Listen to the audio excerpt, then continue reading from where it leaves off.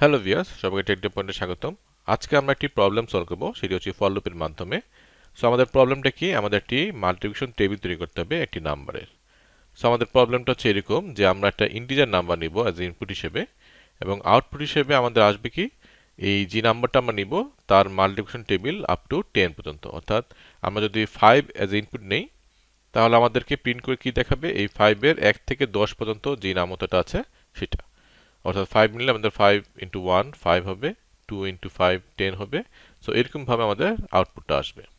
ওকে, তাহলে এই প্রবলেমটা যদি আমরা ফর লুপের মাধ্যমে সলভ করতে চাই, তাহলে আমরা কিভাবে করতে পারি? সাপোজ আমরা যদি একটি ভেরিয়েবল নেই নাম, যেখানে আমরা এজ এ ইনপুট হিসেবে একটা ইন্টিজার নাম্বার নিব, আর আমাদের আইটা হচ্ছে ফর লুপের মাধ্যমে আমরা একটা লুপ চালাবো, এবং এই আই ভ্যালুটা আমরা এক এক করে বাড়াবো। তাহলে এই নামের সাথে যখন আই এর প্রত্যেকটা ভ্যালু গুণ হবে, তখনই কিন্তু আমরা মাল্টিপ্লিকেশন টেবিলটা পেয়ে যাব। তাহলে আমরা এখন এই প্রবলেমটাকে সলভ করার চেষ্টা করি, দেখি আমাদের ফর লুপের মাধ্যমে কিভাবে আমরা এটাকে সলভ করতে পারি।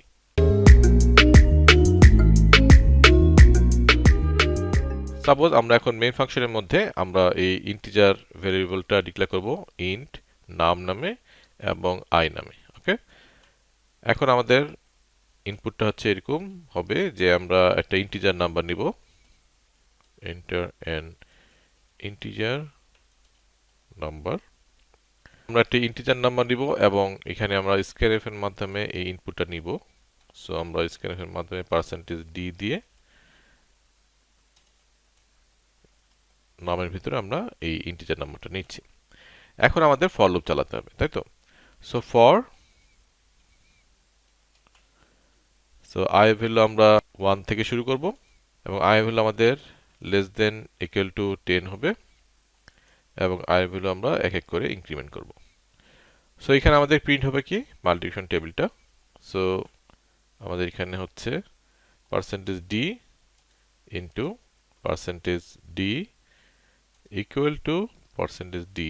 অর্থাৎ এখানে আমরা কি দিব, নামের ভ্যালুটা দিব, আয়ের ভ্যালুটা দিব, এবং নাম ইন্টু আই। ওকে, তাহলে আমাদের এই প্রিন্টটা হয়ে যাবে। আমরা এখানে একটা নিউ লাইন ক্রিয়েট করব যাতে আমরা পরপর এই ইনপুটটা দেখতে পারি। তাহলে এখন যদি আমরা এটাকে রান করি, তাহলে আমাদের কিন্তু প্রবলেম সলভ। ওকে, সো আমি এখন এটাকে রান করলাম। সো এখানে আমি এখন 5 দিলাম। সো আমাদের কিন্তু এই নামতাটা প্রিন্ট হয়েছে, তাই তো, 5 এর 1 থেকে 10 পর্যন্ত। সো এখানে একটু আমরা ইনপুটটা দেখতে পাচ্ছি একটু তেরা বেঁকা হয়েছে। সো এটাকে যদি আমরা সলভ করতে চাই, তাহলে আমরা এটাকে এইভাবে করতে পারি।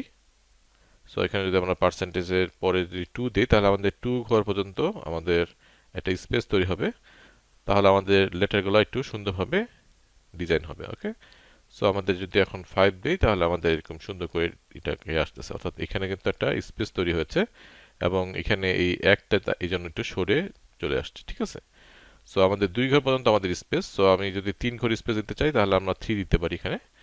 সো এটি হচ্ছে আমাদের, তাহলে আমাদের 5 এর নামতা। আমরা যদি এখন 10 দিই, তাহলে আমাদের এরকম আসতেছে। ওকে, সো এটি হচ্ছে আমাদের সলভ হয়ে গেল এই প্রবলেমটা। এখন যদি আমরা চাই যে এই নামতাটা আমরা বারবার এভাবে ক্লোজ না করে, আমরা যতক্ষণ পর্যন্ত না একটা ইনপুট আমাদের আসবে, যেটা হওয়া পর্যন্ত আমরা এই গুণটাকে কন্টিনিউ করতে পারবো। ওকে, সো সাপোজ আমরা যদি 0 দিই, তাহলে প্রোগ্রামটা এন্ড হয়ে যাবে, প্রোগ্রামটা টার্মিনেট করবে। আর যদি যতক্ষণ আমরা 0 না দিব, ততক্ষণ পর্যন্ত আমরা একটার পর একটা ইনপুট নিতে থাকবো। ওকে, আমরা যদি এরকম করতে চাই, তাহলে আমাদেরকে কি করতে হবে? সো আমি ইনফাইনাইট লুপ এই ভিডিওতে আমি এই কনসেপ্টটাকে ক্লিয়ার করেছিলাম যে কিভাবে আমরা মাল্টিপল ইনপুট নিতে পারি। ওকে, সো সেই ক্ষেত্রে আমাদের ইনফাইনাইট একটা লুপ আমরা যদি ক্রিয়েট করি, তাহলে কিন্তু আমরা বারবার ইনপুটটা নিতে পারবো, এবং আমরা একটা টার্মিনেশন কন্ডিশন দিব যে এই কন্ডিশনে যদি আসে, তাহলে আমাদের প্রোগ্রামটা টার্মিনেট হবে। সো আমরা যদি এটা করতে চাই, তাহলে আমরা কিভাবে সলভ করতে পারি? তাহলে ফর লুপের মাধ্যমে এবং ইনফাইনাইট ফর লুপের মাধ্যমে। ওকে, সো আমি এটাকে করার চেষ্টা করি এখন। সো ফর, আমি এই ফুল এটাকে আমি এখন ইনফাইনাইট লুপের ভিতরে ঢুকাই দেব। ওকে, সো আমাদের ইনফাইনাইট লুপটা হবে এরকম। আমি এটাকে ঠিক করে দেই। সবসময় আমরা এই ইনডেন্টেশনটা আমরা ঠিক রাখার চেষ্টা করব। ওকে, সো এখন আমাদের এই ফর লুপের, ইনফাইনাইট ফর লুপের মধ্যে এটা আমাদের আসতেছে, অর্থাৎ বারবার আমরা এখন ইনপুট নিতে পারবো। কিন্তু আমাদের কন্ডিশনটা কি হবে, যে আমাদের যদি নামের ভ্যালুটা যদি জিরো হয়ে যায় তাহলে আমাদের এই প্রোগ্রামটা টার্মিনেট করবে। ওকে, সো এটা যদি আমাদের ইকুয়াল টু জিরো হয় তাহলে আমরা বলতে পারি যে প্রিন্টএফ দিয়ে আমরা বলতে পারি যে দ্য প্রোগ্রাম ইজ টার্মিনেটেড। ওকে, আমরা ব্রেক স্টেটমেন্টের মাধ্যমে এই ইনফাইনাইট লুপটাকে ক্লোজ করতে পারি, অথবা আমরা চাইলে এখানে রিটার্ন জিরো যদি দিয়ে দিই তাহলে আমাদের প্রোগ্রাম থেকে টার্মিনেট হয়ে যাবে। ওকে, তাহলে আমরা দেখি এটা কিভাবে কাজ করতেছে। সো এটা আমরা একটু বুঝি যে এটা ইনফাইনাইট লুপ, যতক্ষণ পর্যন্ত না আমাদের এই কন্ডিশনটা স্যাটিসফাই হবে ততক্ষণ পর্যন্ত এটা একটা লুপের মধ্যে চলতে থাকবে, এবং এই লুপের মধ্যে আমরা বারবার ইনপুট নিতে পারছি এবং আমাদের ইনপুট থেকে আমরা আউটপুটটা দেখতে পাচ্ছি। ওকে, সো আমি এখন এটাকে রান করি। সো আমি এখন এখানে সাপোজ 2 নিলাম, তাহলে আমাদের 2 এর ঘরে নামতা প্রিন্ট হয়ে গেল, আবার আমরা নিতে পারতেছি। সো আমি যদি এখন 3 নেই তাহলে আমাদের আবার এরকম প্রিন্ট হবে 3 এর নামতা। আমরা যদি এখন 8 নিই তাহলে আমাদের 8 এর নামতা প্রিন্ট হচ্ছে। এখন যদি আমি 0 দিয়ে দিই তাহলে আমাদের প্রোগ্রামটা টার্মিনেট হয়ে যাবে। ওকে, সো আমাদের প্রোগ্রাম থেকে বের হয়ে আসছে। সো আমরা প্রবলেমটাকে সলভ করলাম, এটা ইনফাইনাইট লুপের মাধ্যমে মাল্টিপল ইনপুট নিয়ে, এবং আমরা ফর লুপের মাধ্যমে এটাকে সলভ করলাম।